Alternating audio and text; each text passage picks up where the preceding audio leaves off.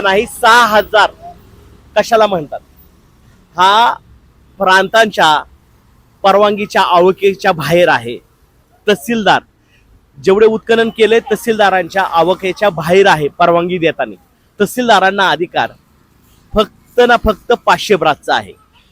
1,500 ब्रासपर्यंत अधिकार प्रांतांना आहे आणि 1500 ते 25,000 पर्यंत साधारणपणे कलेक्टरांना, जिल्हा अधिकाऱ्यांना आणि त्याच्याबरोबर इतर विभागांची एनओसी प्रदूषण नियंत्रण मंडळाची ही परवानगी लागते.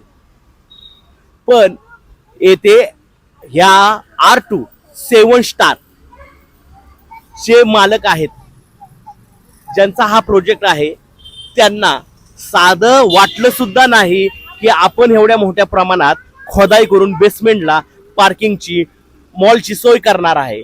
त्याची पूर्व परवानगी घेणे त्यांना प्रशासनाची गरज का वाटली नाही, का भासली नाही, या बाबतीमध्ये